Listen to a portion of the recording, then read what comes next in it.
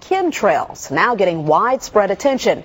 Well, tonight, KSLA News 12 investigation reporter Jeff Farrell shows us the results of testing we had done about what's in our skies.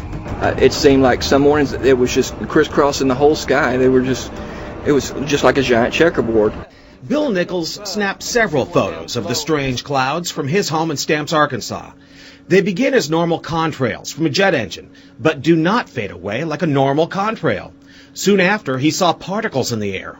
Because we'd see it drop to the ground in a haze. Nichols then noticed the material collecting on the ground. This is water and stuff that I collected in bowls. I had it set out in my backyard on my dad's pickup truck.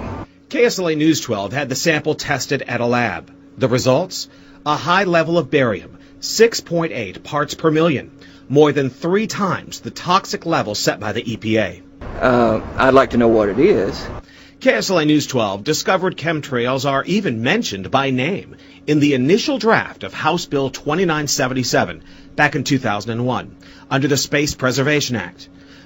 Now, Jeff's report mentioned high levels of barium linked to those alleged chemtrails. We wanted to find out exactly what effects barium has on the body. We spoke with Mark Ryan, the director of the Poison Control Center. Ryan tells KSLA News 12 that short-term exposure can lead to anything from stomach to chest pains.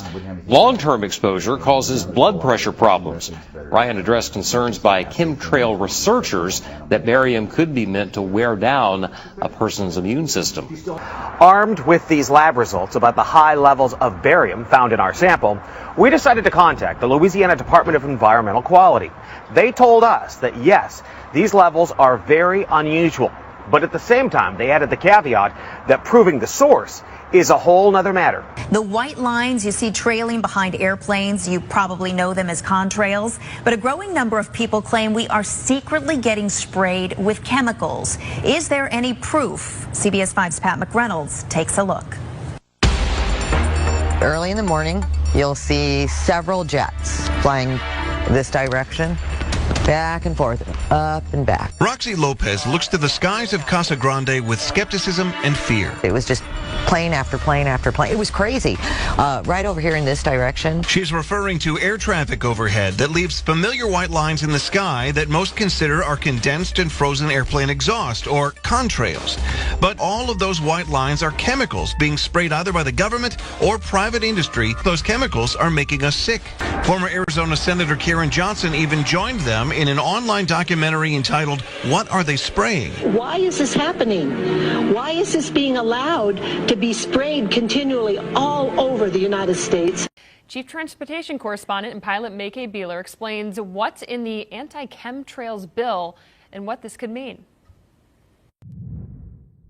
Tennessee lawmakers passed SB 2691 earlier this week.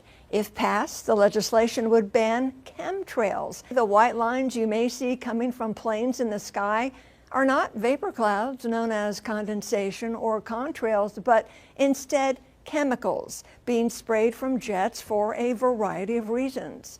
The Tennessee bill claims the government may conduct geoengineering experiments by intentionally releasing chemicals in the atmosphere. If the legislation ends up becoming law, it would prohibit the release of the chemicals, which lawmakers claim affect the temperature, weather, and the intensity of the sunlight. If Tennessee's governor signs the bill, it would go into effect July 1st. Back to you. Welcome back. Polling shows most Granite Staters are concerned about issues like housing and the high cost of living. But the New Hampshire House took a bit of a detour last week as state reps debated legislation to ban what they call chemtrails in House Bill 1700, but lawmakers brought it up on their own on the House floor. This is the conspiracy theory that condensation trails left by aircraft in the sky are not frozen water vapor, but actually attempts to control the weather or somehow poison populations on the ground. I'm not going to speak on what's currently going on in our atmosphere. Oh, he's talking about chemtrails. Oh, that's a complete conspiracy. That's not going on. That's never happened. Fine. Let's say it hasn't. I have here in my hands federal guidelines, a federal framework plan to implement such measures. These trails in the sky that last for the entire day and dissipate to become blanket cloud coverage of our sky are not condensation trails. One of the more interesting aspects of this bill is that it would require county sheriffs to participate in the investigation of any public complaints brought forward regarding chemtrails. No word on how deputies would patrol or surveil the open skies over the Granite State. Spokane City Council member Mike Fagan is raising some eyebrows after suggesting that airplanes, even those above our city, could be spraying chemicals on a regular basis to control our climate. His comments have many reacting, and tonight KXLY4's Kyle Simchuk is live on the Sky Deck. Kyle, you spoke to people in Spokane today. What do they think about all this? We don't normally report on topics like this, but it's hard not to when they're brought up in city council meetings. Tonight, reaction around the city about comments made by Spokane City Council member Mike Fagan on Monday while discussing climate change. Could it be that the U.S. government, as well as multinational corporations, engage in SRM or solar radiation management? We already heard a little bit about, what are we spraying in the skies? Fagan suggesting that the white lines we see in the sky could be a secret attempt by our government and other corporations to control the Earth's climate. In an interview with the Spokesman Review, Fagan said, quote, "What I would like to do is issue a challenge to the citizens out there. If they see an airplane in high atmosphere, watch the airplane's activities for a while. You're going to see a trail come down out of that airplane that dissipates and enlarges itself, floating back down to the ground. Then what happens?" And we reached out to Councilman Fagan for an interview this afternoon, but he was unavailable to provide any comments. Reporting live on the Sky Deck, Kyle Simchuk, KXLY4 News.